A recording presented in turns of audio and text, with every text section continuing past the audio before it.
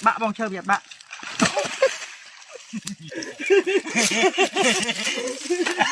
គ្រប់ជំរាបសួរហើយក៏សួស្តីកាន់ទៅដល់ពុកម៉ែបងប្អូនទាំងអស់គ្នានេះគឺជាសកម្មភាពបន្តនៃដំណើរកំសាន្តផ្សងព្រេងឆ្ពោះទៅអន្លង់វិញហើយក៏ជាភាពបញ្ចប់ដោយមានជាច្រើនសកម្មភាពទាំងខ្ញុំជាមួយនឹងក្រុមការងារបបកបានត្រី Golden ធំហើយសម្បូរមែនតើបងប្អូនបាទធានាពុកម៉ែបងប្អូនទាំងអស់គ្នាទេសនាម្ដងទៀតពិតជាមិនខកចិត្តទេបាទហើយឥឡូវមិនឲ្យខាតពេលវេលាយូរខ្ញុំក៏សូមនាំអារម្មណ៍ពុកម៉ែបងប្អូនទាំងអស់គ្នារីករាយតាមខ្ញុំទៅទស្សនាសកម្មភាពវីដេអូពេញទាំងអស់គ្នាបាទ ចាប់ផ្ដើមនៅក្បាលវីដេអូប្រូសុកភ្លេងគាត់ surprise ពួកខ្ញុំក៏មានរឿង surprise ទៅគាត់វិញដែរបាទ ចាំតែ surprise ថាស្មាត់ជើងលេងខ្ញុំតែឡៃជើងហ៎ដល់ពេលជើងទៅជិលដល់ពេលឥឡូវយើងជាជើងទៅអូចេញដាក់បន្តិចទៅនេះសិតចេញដាក់បន្តិចទៀតអត់ស្អីគ្រប់ហ្នឹងណាមើលលើត្រីឈប់ចាំកាមេរ៉ាមិនមកជុំគ្នាអូយគួយថ្មដល់គួយ surprise អើយ ចោលមកដីនឹងរឹង យយអូនណាយកចាំមួយទេនេះអាយ៉ា មុនត្រីមើល ចូលជ័យពីរណា បងចោលមករឹងឯងបងដីហ្នឹងឈើViệt bạបងឈើViệt bạ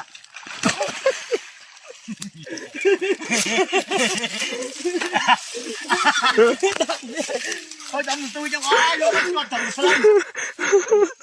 អូខ្ញុំថតបានទៀតខ្ញុំឡៃស៊ូមបងខ្ញុំឡៃស៊ូម ជួយអេគេសាំទៅយ៉ាគេនេះបានគាត់ដឹងដែរ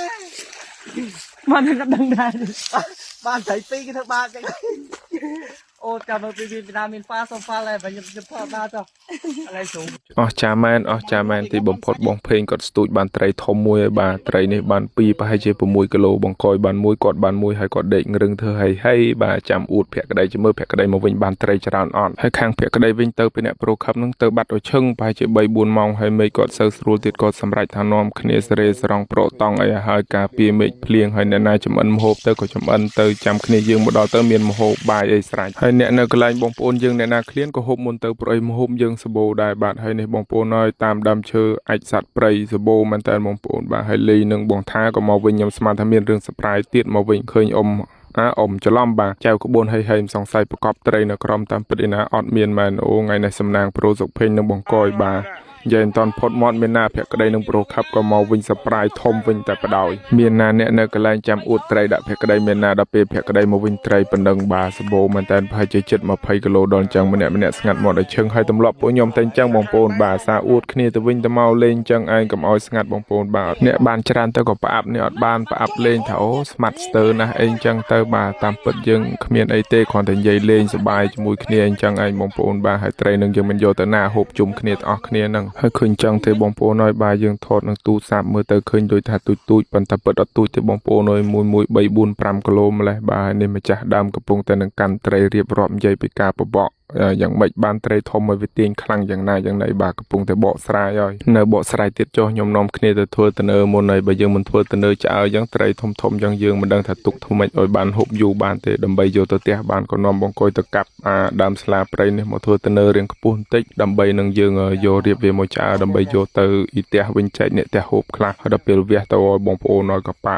ល់បើប៉ុនគម្របឆ្នាំងហើយការឆ្អើយើងចង់ឲ្យវាស្រកខ្លាញ់បានលឿនយើងកាប់អាលឹកនេះមកដាក់គ្របពីលើបងប្អូនបាននឹងគេហៅថាស្លឹកចាបើខាងខ្ញុំគេហៅថាលឹកស្លាព្រៃយើងគ្របយ៉ាងឲ្យវាងុំឆាប់ស្រកខ្លាញ់បានលឿនហើយក៏នាំគ្នាទៅដេកមិនតាន់បានប្រមាណក៏កាត់មកដល់ពេលព្រឹកទៅហើយក៏នាំគ្នាអាំងត្រីដាំបាយពីព្រឹកបាទហើយល្ងាដែរបងប្អូនខែប្រាំងក៏ដោយនៅលើភ្នំល្ងាខ្លាំងណាស់ហើយនេះបងប្អូនបាទត្រីរបស់យើងបាទឆ្អើមកយប់តបភ្លឺឃើញថាបានក្រៀមល្អដែរតែប៉ុណ្នេះយើងអាចយកទៅផ្ញើអ្នកផ្ទះហូបបានហើយថ្ងៃនឹងផងដែរសមាជិករបស់យើងក៏ត្រូវទៅមុន4នាក់បងភេងជាមួយនឹងអូនហួរហើយនឹងមេកុយមេនីត្រូវជូនផ្លូវទៅបានជាគ្នាបាទហើយនៅតែពួកខ្ញុំទេទៅមុនអស់4នាក់ទៅហើយព្រោះឲ្យគាត់បញ្ញាប់មានការងារអញ្ចឹងទៅក៏សម្រេចថាទៅមុនពួកខ្ញុំហើយពួកខ្ញុំនេះនៅវិញមួយថ្ងៃទៀតក៏ព្រោះតែចង់បានស្គាល់អារម្មណ៍ថាត្រីទាញនឹងយ៉ាងណាបាទព្រោះអីគ្នាយើងទៅពី3នាក់ទេបបកបានទាំងខ្ញុំទាំងលីជាមួយនឹងបងកុយមិនតាន់ដែលបបកបានអាធំនឹងទេហើយច្រឡំបងកុយទៅមុនសោះបាទនៅប្រហែលអ្នកគ្នាយើងមិនតាន់បបកបានអញ្ចឹងចង់ស្គាល់អារម្មណ៍នឹងក្រែងបានគេអញ្ចឹងក៏សម្រេចថានៅវិញមួយថ្ងៃទៀតជុំគ្នាហូបបាយរួចហើយក៏នាំគ្នាបន្តទៅលើគប់ឲ្យបងថាបាទដើរដួលគាត់ឈឺ ជង្គង់អាលបុះចាស់គាត់នឹងវាឈឺវិញបាទហើយផ្លូវនេះទៅមិនស្រួលទេបងប្អូនឲ្យលូនក្រាបតែយ៉ាងណាក៏ដោយសម្រេចថាខំប្រឹងនាំគ្នាទៅក្រែងបានឲ្យស្គាល់អារម្មណ៍នឹងទាំងអស់គ្នាបាទហើយងាកទៅមើលខាងចុននេះវិញដាក់អត់ទាន់គេមានណាចង់យំឲ្យបងប្អូនឲ្យពេលប៉ាប់ដើរមកក្រោយគេនេះបងប្អូនឲ្យដល់ពេលចេញមកដល់ប្រឡងមើលថាមែនតើបងប្អូនឲ្យល្វឹងល្វើយសបោត្រីធំក៏សមដែរបាទហើយមកដល់លីកាយឆាយបានត្រីត្រីកញ្ចន់ជ័យមួយបាទហើយបងប្អូនបាទវាខំលួយដាច់ដូចគ្នាអញ្ចឹងឃើញថាថ្ងៃទី4នេះលីគាត់អ្នកកាយឆាយបានមុនគេហើយបាទហើយនៅគ្នាទាំងអស់គ្នាមិនទាន់អ្នកណាបានត្រីទេបាទហើយគាត់បានកញ្ចន់ជ័យមួយហើយដើរទៅមុខតិចបងប្អូនហើយសបោដែលជើងសត្វព្រៃមែនតើមានទាំងដែលជ្រូកដែលប្រើសមានទាំងអស់បងប្អូនហើយវាចុះមកផឹកទឹកខែប្រាំងដូចខ្ញុំនិយាយនៅវីដេអូមុនអញ្ចឹងហើយលើដល់វៀនខ្ញុំគប់វិញម្ដងចាំមើលបន្តទាំងអស់គ្នាមើលថាបានត្រីអត់បងប្អូនបាទ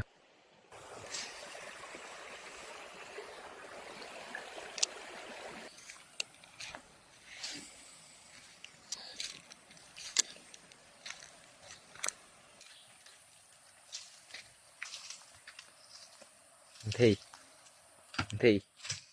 bên môn này đó គប់តាណាក៏អត់គប់តាណាក៏អត់ទីបំផុតខ្ញុំមកដល់ចំណុចនេះបានត្រីមួយហើយបងប្អូនបាទ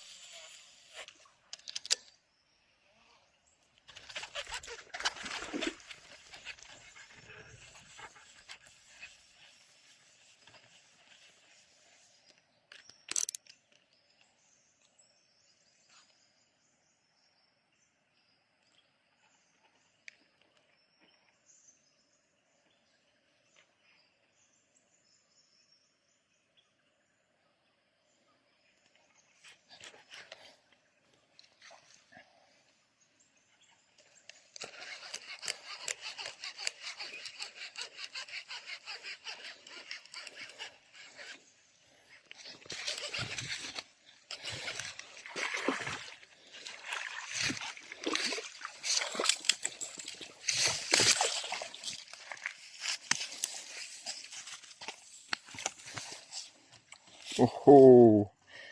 បានមួយហើយខ្ញុំ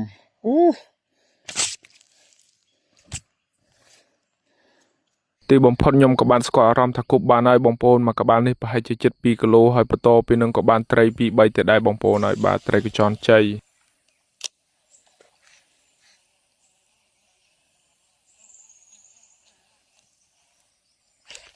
ចូលហើយ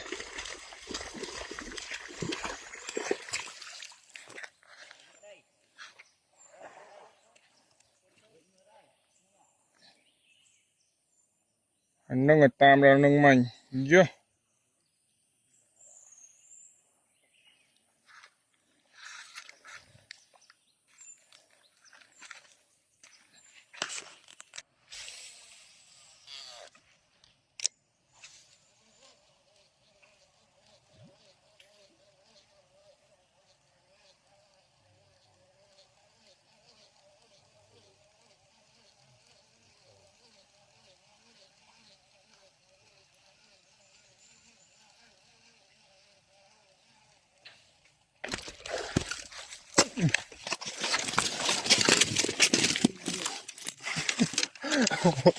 អូ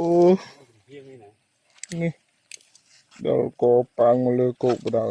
ហើយក៏សូមណែនាំសាប៊ូក្លិនកាន់ទៅដល់ពុកម៉ែបងប្អូនកំពុងតែមើលសាប៊ូក្លិនសម្រាប់សក់អង្កែបរោះជួយថែរក្សាសុខភាពសក់និងស្បែកក្បាលអាចកម្ចាត់អង្កែយ៉ាងមានប្រសិទ្ធភាពធ្វើសក់ស្រស់ស្អាតនិងរឹងមាំផ្ដល់ភាពត្រជាក់ពីសារធាតុម៉ង់តុលដើម្បីកាត់បន្ថយការរលាកស្បែកក្បាលនិងស្រស់ស្រាយហើយក៏បានផលិតពីស្នាដៃកូនខ្មែរផងដែរចំពោះខ្ញុំជាមួយនឹងក្រុមការងារអាសាដើរព្រៃលមាស់ក្បាលកាត់អង្កែដល់ពេលប្រើទៅឃើញថាមានប្រសិទ្ធភាពល្អមែនតើបងប្អូនបាទអញ្ចឹងហើយខ្ញុំបាទប្រើផ្ទាល់ហើយឃើញថាល្អបានខ្ញុំណែនាំទៅដល់ពុកម៉ែបងប្អូនទាំងអស់គ្នាហើយក៏សង្ឃឹមថាពុកម៉ែបងប្អូនទាំងអស់គ្នាជួយគាំទ្រស្នាដៃកូនខ្មែរយើងឲ្យបានច្រើនឡើងផងបាទហើយឡើងងាកមកខាងសកម្មភាពបន្តដើរទៅលើទៀតបាទហើយបងប្អូនហើយខាងស្មាត់ធំនោះឃើញពួកខ្ញុំបានត្រីឲ្យគាត់មិនទាន់បាននិយាយពីថាគោប្រឡងដើរនឹងទឹកដើរគ្មានទាន់ទេដើរតាមព្រៃក៏មិនទាន់ដើរតាមទឹកក៏មិនទាន់ទៅបាត់ហើយតាមព្រៃជួបទេសិតអីទេសំទៅធ្វើថ្នាំបងប្អូនបាទហើយខ្ញុំឃ្លានបាយដែរនឹងលីឲ្យបងថាឈឺជើងទៀតដើរមិនទាន់ក៏សម្រេចថ្នមគ្នាគ គប់អង្គុយម្ដុំនឹងសិនទៅហើយកំពុងតែឃ្លានបាយហើយក៏នាំគ្នាគប់ឲ្យមិនទៅជាប់នឹងមែកឈើនោះពិបាកប្រូខឹបគាត់ហែលទៅដោះផ្លែម្សាទៀតព្រោះអីផ្លែយើងអស់ហើយនៅតិចតួចមែនតើហើយ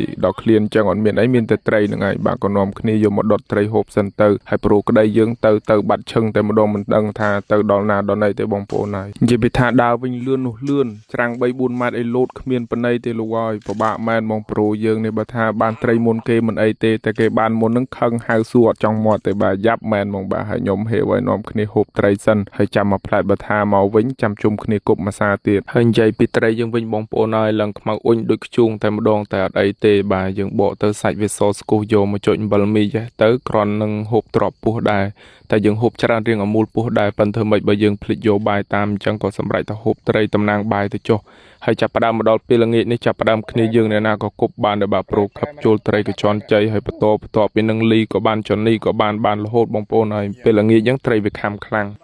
ណែ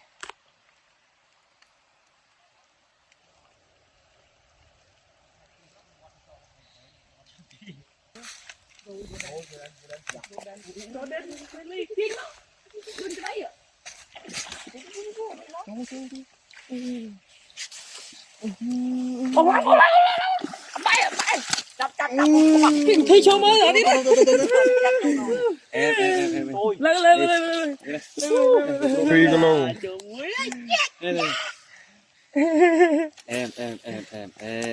Chồng ba đó. ឈានមកដល់ម៉ោងពេលល្ងាចបាទបងប្អូនយើងបានត្រីតែខ្ញុំបានទៅជាប់នឹងមែកឈើទេបងប្អូនហើយឥឡូវមេឃភ្លៀងទៀតបាទក៏ជុំគ្នាមកសម្រាកសបាយអនឹងបានត្រីឥឡូវភ័យនឹងបាត់គ្នាវិញម្ដងបងប្អូនហើយបើភក្តីមិនទាន់មកវិញផងហើយមេឃភ្លៀងចេះមិនដឹងថាធ្វើយ៉ាងម៉េចមានតែយកអាវភ្លៀងខ្ញុំនឹងទៅជ្រោកឈរចាំសិនហើយមេឃនឹងចិត្តយប់ទៀតហើយបងថាគាត់ឈឺជើងមិនអាចទៅមុខបានទេអញ្ចឹងក៏សម្រេចថានាំគ្នាដើរទៅកន្លែងសិន